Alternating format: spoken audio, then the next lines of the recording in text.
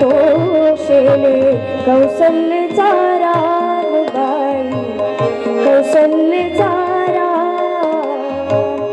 भाबड्या या भक्तांसाठी देव करिता कौशल्याचा रामबाई कौशल्याचा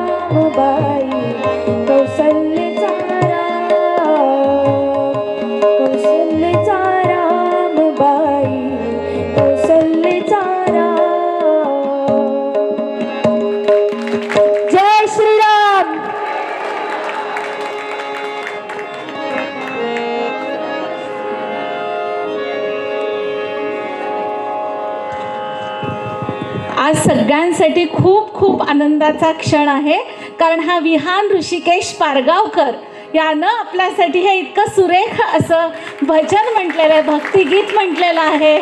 खूप छान. हां, तर मी ताईंना विनंती करते की त्यांनी त्याचं तोंड गोड करावं.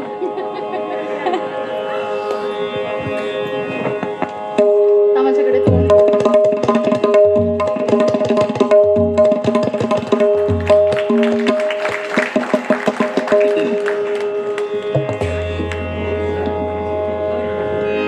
कीर्तनाच्या प्रथेनुसार नामस्मरण करूया. रघुपती राघव राजा राम पतित पावन सीताराम. बोला मोठ्याने, टाळी मोठी वाजू दे. रघुपती राघव राजा राम पतित पावन सीताराम.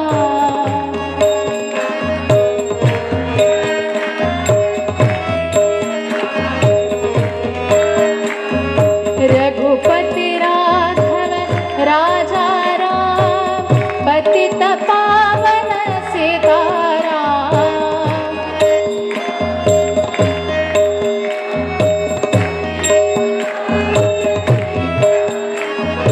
रघुपती राघव राजा राम पतित पावन सीताराम.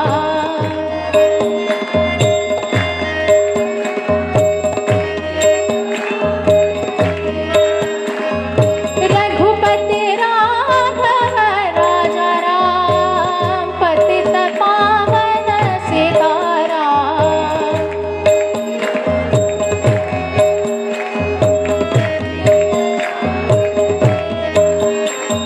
रघुपती राघव राजा राम पतित पावन सीताराम. बोला रघुपती राघव राजा राम पतित पावन सीताराम.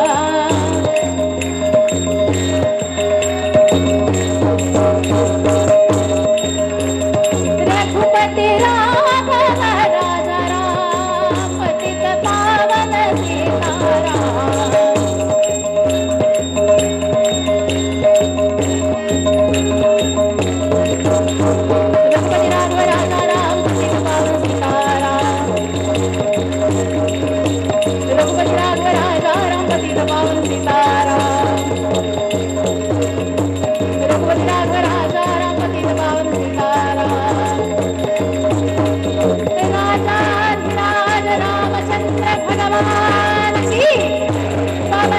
हनुमान की, सब संतन की जय जय रघुवीर मंगल मूर्ति।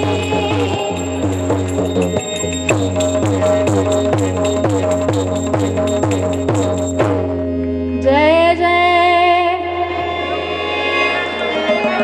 मंगल मूर्ति।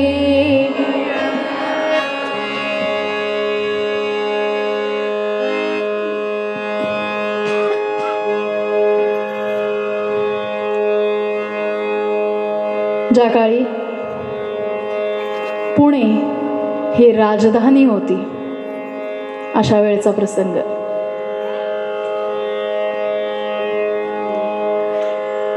अंबारीसह हत्ती वाड्यात प्रवेश करेल इतकी मोठी वाड्याला दारं होती आणि अशाच भल्या मोठ्या वाड्यामध्ये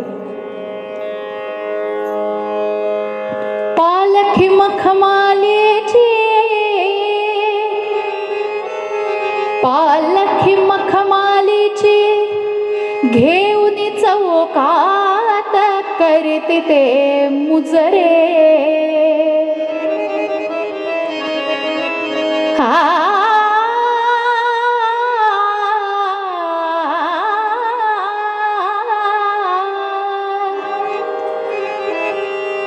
पालखी मखमालीची घेऊन चौकात करते ते मुजरे। आले दरबाराचे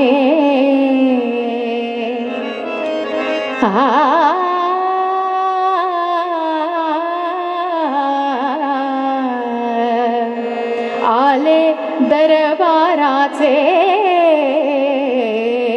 आमंत्रण करून सुचविते हुजरे। रामा रामा रामा हरे हरे रामा रामा रामा रामा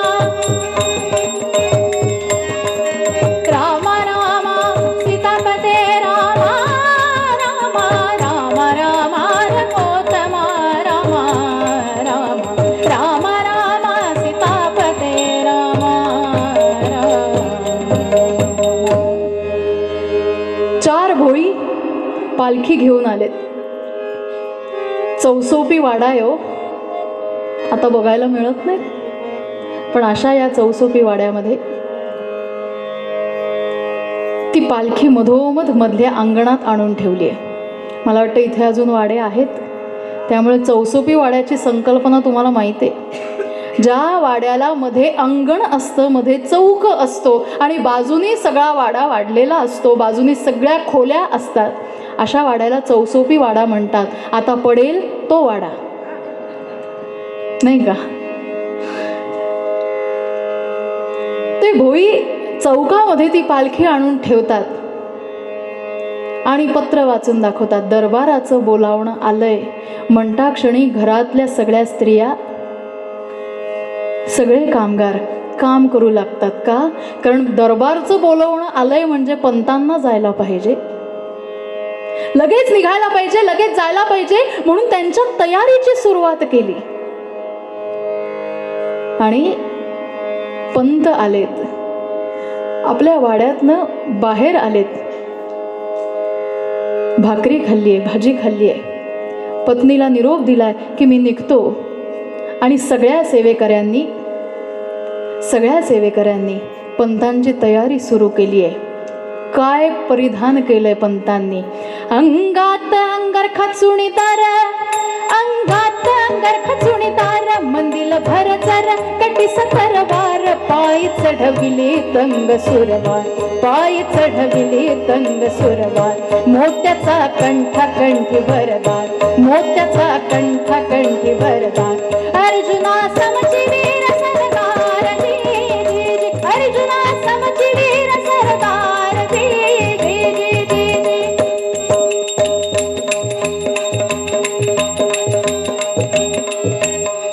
परशुराम भाव पटवर्धन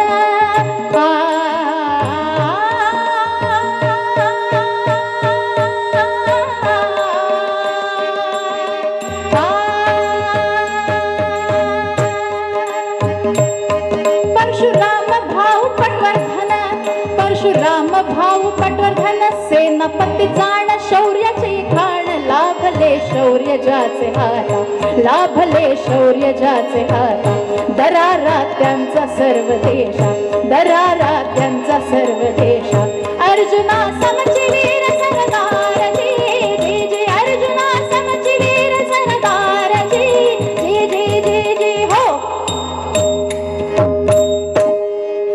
परशुराम पंत तयार झाले, सेनापती आहेत. पेशव्यांचे सेनापती असणारे परशुराम पंत पटवर्धन तयार झालेत. पालखीत बसलेत. पालखीत बसले, त्या पालखीचे किनखाप बंद केले, म्हणजे पडदे बंद केले. ती पालखी सुद्धा मऊ आहे बरं. पूर्वीच्या काळी गाड्या नव्हत्या, पण पालख्या इतक्या उत्तम सजवल्या जायच्या. पालखीत बसलेली व्यक्ती भोयांच्या चुकीच्या चालीमुळे कुठंतरी त्यांचा तोल जाऊ नये म्हणून त्या धरायला तिथे असे गोंडे असत. धरलंय, गोंड्याला धरलंय आणि त्या किनखापातनं हात बाहेर केलाय आणि फक्त आज्ञा केली की आता उचला आणि चला. दरबारातनं बोलावणं आलंय, चला जाऊया. जशी पालखी पुढं गेली, जशी पालखी पुढं गेली तसं उचलताच पालखी तोच ते उचलणार पालखी तोच ते पालक धावत आले पालक धावत आले.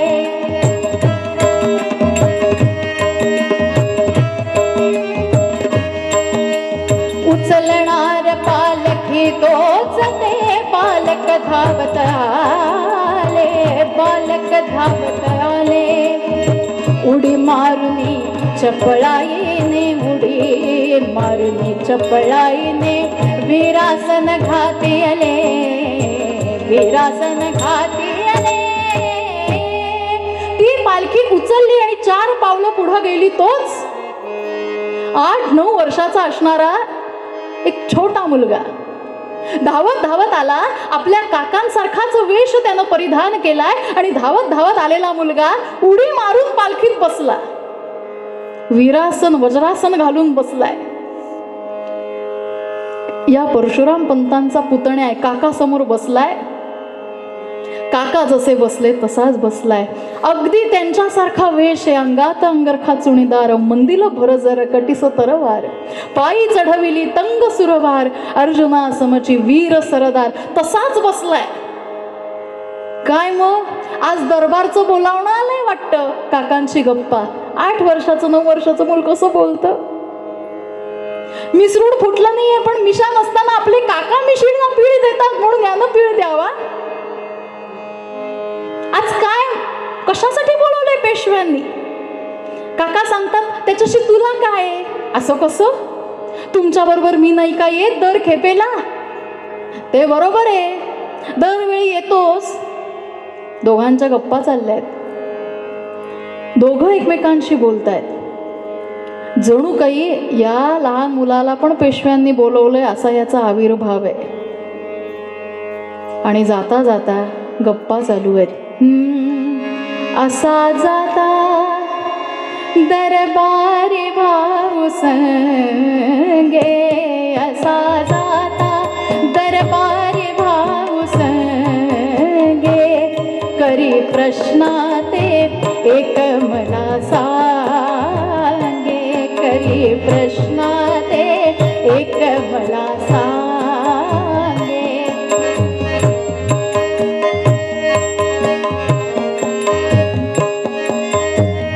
आपल्या भाऊंना परशुराम पंतांना भाऊ म्हणत भाऊंना प्रश्न करतायत. मला का हो अशी पालखी नये मला का हो हो मला का हो हा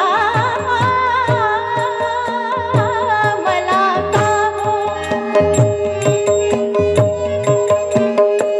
मला का हो अशी पालखी नये पालखीची का असे वान काही पालखीची का साहेबान खाली. काय भाऊ, काय तुमचे पेशवे. अहो राजेत ना ते, आपण राजधानीत राहतो. दरवेळी तुमच्यासाठी म्हणून पालखी पाठवतात. एवढासा मी 8 वर्षाचा 9 वर्षाचा मुलगा, माझ्यासाठी एक पण पालखी नाही का पाठवतायत त्यांना. बोलतं ना आपलं पण मुलं असं, पाठवायची की काय पेशव्यांना कमी आहे, त्यांना काही पालखीची कमी आहे का. एक पालखी पाठवली असती बरं, मला उचलायला 2 भोई पुरेसे आहेत, चौघांची गरज पण नाही, पाठवायची की. भाऊ मनाशी विचार करतात, परशुराम पंत विचार करतात की या आगीला आत्ताच फुंकर घातली तर ती मनात तेवत राहील. म्हणजे काय, म्हणजे आताच याला असं काही घडवायचं की जो पेशव्यांचा उत्तराधिकारी होईल इतकं त्याला तयार करायचं. म्हणून भाऊ काय म्हणाले, भाऊ म्हणाले अरे असं काय कोणाला सुद्धा पालखी मिळते का. मला सुद्धा पालखी मिळालीये, माझ्या शरीरावर तसूभर सुद्धा जागा नाहीये, एक तसू जागा नाहीये जिथं मी शत्रूचे वार झेलले नाहीयेत. इतका पराक्रम करावा लागतो तेव्हा ही मानाची पालखी मिळते. तू काय पराक्रम केला, तू रोज असा आयता येऊन बसतोस. आणि हे ऐकलं म्हणजे एवढ्याशा त्या मुलाला राग आला. भाऊ सांगतात पराक्रमाची खूण सेती मानाची पालखी, पराक्रमाची खूण सेती,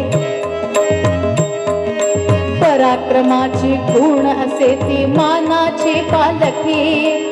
या विण दुसरी कोणा मिळते भ्याडाला पालखी.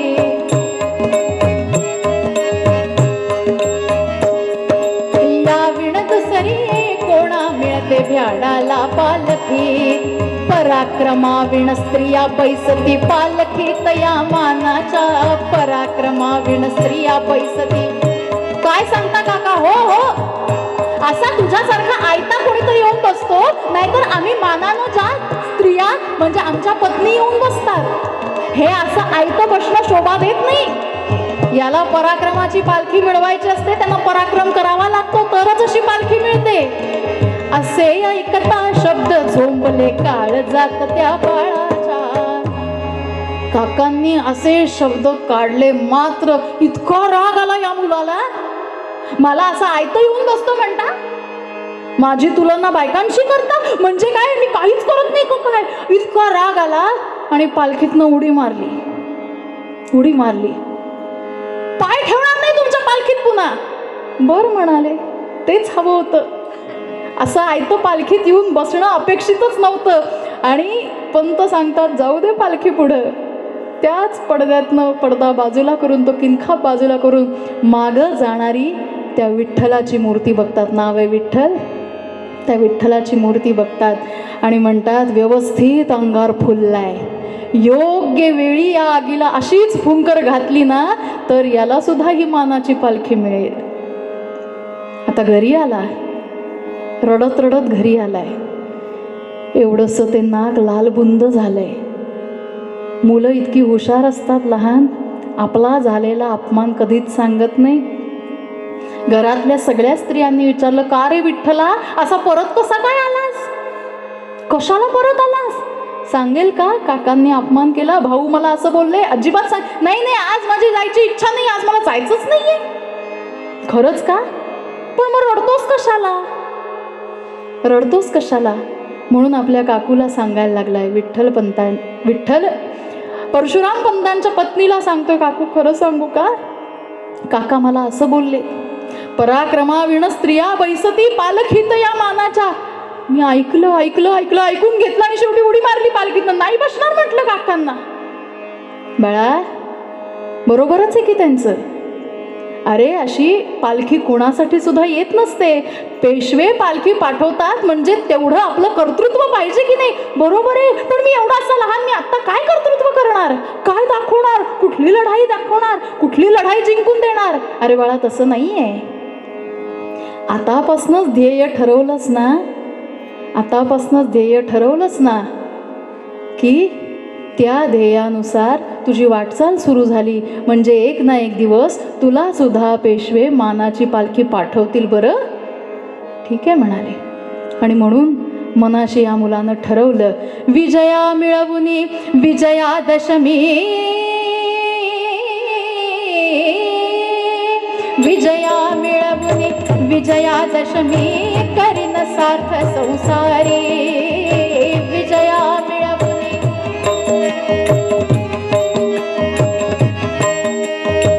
मानाच्या पालखीत बसुनी, जाईन मग दरबारी, जाईन मग दरबारी. आता ध्येय एकच, दिवस रात्र, सकाळ दुपार, रात्री झोपेत स्वप्नात सुद्धा पेशवे मला मानाची पालखी पाठवतील इतकं काहीतरी करून दाखवायचं हेच ठरवलं. आणि मग ध्येयासाठी जगू सोसू सुख दुःखे प्रवास सुरू झाला. लष्करी शिक्षण घ्यायला सुरुवात केली. तलवारी कशा करायच्या, त्याला धार कशी काढायची, विविध लढाया कशा लढायच्या, दांडपट्टा कसा चालवायचा, सगळं शिक्षण घेतायत. 14-15 वर्षाचा झाला. त्या काळच्या नियमानुसार शुभमंगला लग्न लागलं. आता विठ्ठलाचं लग्न कोणाशी लागणार हो? कोणाशी? रुक्मिणी. त्या रुक्मिणीशी लग्न लागलं.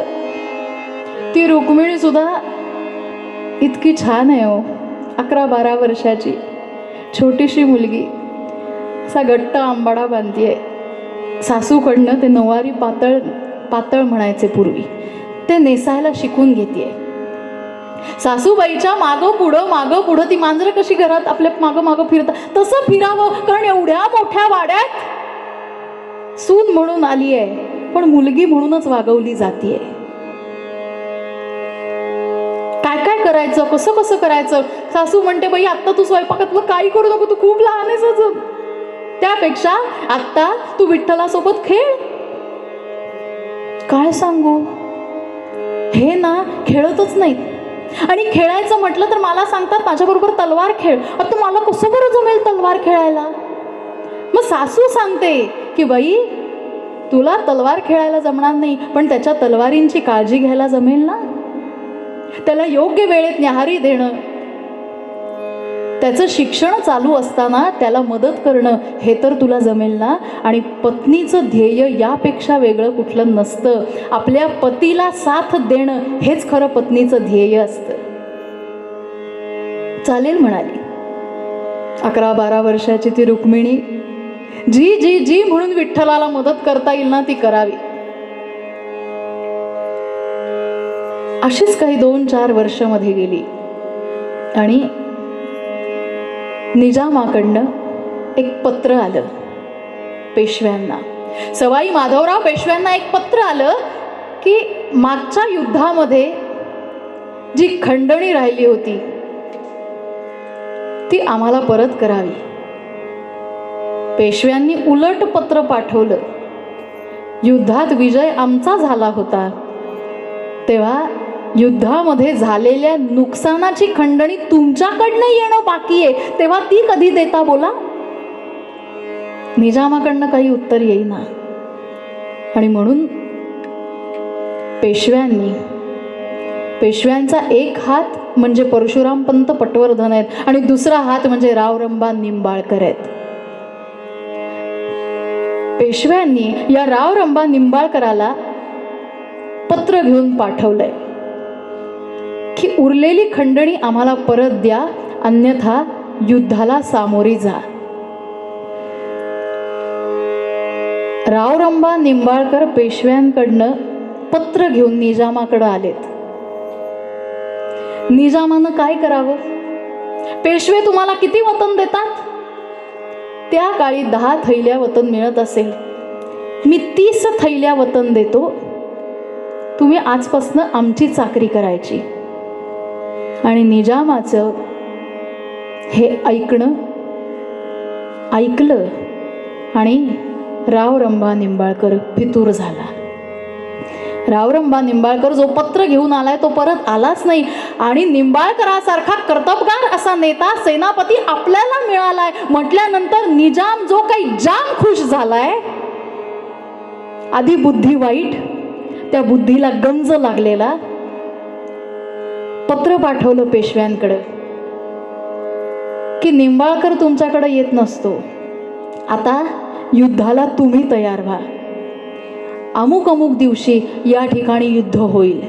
त्या काळी युद्धाच्या नीती ठरलेल्या होत्या, युद्धाच्या वेळा ठरलेल्या होत्या. संध्याकाळ नंतर युद्ध होत नसे. आठवड्याभराच्या पेक्षा जास्त युद्ध चाललं तर दर आठवड्याला युद्धाचा जखमनाम्याचा दरबार भरला जात असे. अनेक गोष्टी होत्या युद्धामध्ये. कुठं करावं युद्ध, तर आज साताऱ्याजवळ खटाव नावाचं एक गाव आहे. तिथं भलं मोठं आजच्या भाषेत ग्राउंड आहे, मैदान आहे. तिथं युद्धाची जागा ठरली आणि ठरल्या दिवशी सगळे युद्धाला जायचं अशी तयारी पुण्यनगरीत झाली, तिकडं निजामाकडं सुद्धा झाली. परशुरामपंत पटवर्धनांशिवाय युद्धाची ही सगळी नीती आखली जाणार नव्हती हे पेशव्यांना माहिती आहे. आणि इकडं ज्या ध्येयासाठी सतत कष्ट करणारा हा विठ्ठल, ज्याला मानाची पालखी मिळवायची आहे, तो सांगतोय काकांना, काका आता या युद्धात मला तुम्ही सहभागी करून घेणार ना? होय होय नक्की घेणार. हे युद्ध म्हणजे तुझ्यासाठी संधी आहे. या विठ्ठलाच्या हाताखाली 100 सैनिक दिलेत. याचं कारण त्याची कर्तृत्व, त्याची कर्तबगारी या युद्धनीतीमध्ये, या प्रशिक्षणामध्ये अतिशय उच्च अशी होती. युद्धाचा दिवस ठरला. सगळेजण शनिवारवाड्याकडे जाणार त्याआधी प्रत्येकाच्या घरी युद्धाला जाण्यापूर्वी घरचे कुळाचार, कुळपरंपरा करायची पद्धत होती. आणि त्याप्रमाणे परशुरामपंत पटवर्धनांची पत्नी घरात सगळ्या तयारीला लागली आहे. परशुरामपंत या विठ्ठलाला प्रत्येक वेळी असं कर, युद्धाच्या वेळी असं वाग, घाबरू नकोस, मी तुझ्याबरोबर असेल, हे सतत सल्ले मुलाला देत आहेत. ही रुक्मिणी जी आहे ना, ती वास्तविक म्हणू शकली असती, कशाला जाता युद्धाला, केवढेसे आहात अजून तुम्ही, वय वर्ष 16-17, नका जाऊ आत्ता युद्धाला, थोडे दिवस आत्ता कुठं आपला संसार सुरू झालाय, नका जाऊ, असं जर ती म्हटली असती तर तिला ध्येयरूप पत्नी म्हणता आलं नसतं. ती म्हणाली, तुम्ही जाताय ना युद्धाला, काळजी घ्या स्वतःची, मी आहे बरं तुमच्या बरोबर. हा धीर देण्याचं काम ती करते. पहिल्यांदाच जाणार आहे युद्धावर. घरामधली कुळ परंपरेनुसार असलेली पूजा झाली आणि दुपारच्या वेळी परशुरामपंत लगबग करतायत, घाई करतायत. याचं कारण वाड्यावर जायचं, शनिवार वाड्यावर पूजा झाल्याशिवाय सगळेजण निघू शकणार नाहीयेत. आणि सगळ्यांना जेवायला वाढायचं म्हणून पानं मांडली आहेत. बसायला पाट आहे, टेकायला पाट आहे, समोर पंचपक्वान्नांचं ताट आहे. सगळ्यांना वाढून झाल्यानंतर सासूबाई या रुक्मिणीला सांगतात, रुक्मिणी चल माझ्याबरोबर, आपल्या प्रमुख 2 देवांचे नैवेद्य राहिलेत. ती म्हणाली, सासूबाई दाखवला की देवाला नैवेद्य? अगं तसं नाही. दाखवले की नैवेद्य? अगं तसं नाहीये. चल म्हणाली. म्हणून एका चांदीच्या ताटामध्ये 4-5 पुरणपोळ्या घेतल्या, त्याच्यावर तूप घातलं, दूध घातलं, वरती रेशमी वस्त्र घातलं आणि सासूबाई सांगतात, ये रुक्मिणी माझ्या मागून ये. अहो सासूबाई कुठं जायचं, सगळ्यांना नैवेद्य दाखवून झालाय. असं नाहीये. म्हणून चौक ओलांडला आणि या सासूबाई रुक्मिणीला घेऊन घोड्याजवळ आल्यात.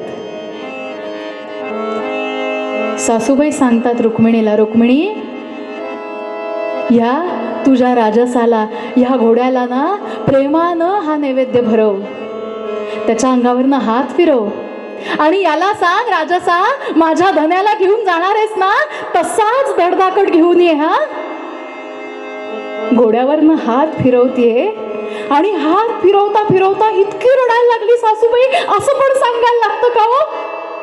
सासूबाई म्हणाली, हो असंच सांगायला लागतं. अगं दुसरं आपल्या नवऱ्यासाठी दैवत नाहीये, हा घोडा ज्याच्या जीवावर आपले धनी जाणार आहेत ना, या घोड्यांनी त्यांना परत आणलं ना तर खरं. म्हणून हेच आपलं खरं दैवत आहे. रुक्मिणी रडतीये. सासू सांगते काय रडायचं ते आत्ता रडून घे. माझ्या विठ्ठला समोर डोळ्यात एक थेंब काढायचा नाही, एक थेंब काढायचा नाही. त्याला धीरानं सामोरं जा. तू जर त्याच्या समोर अशी रडलीस ना तर त्याला वाटेल की आपण युद्धाला नको जायला. तो मनानं घाबरेल. असं करू नकोस, आताच रडून घे. नाही नाही सासूबाई, मी नाही रडणार, मी नाही रडणार. डोळे पुसले आणि आली आहे. दोघांना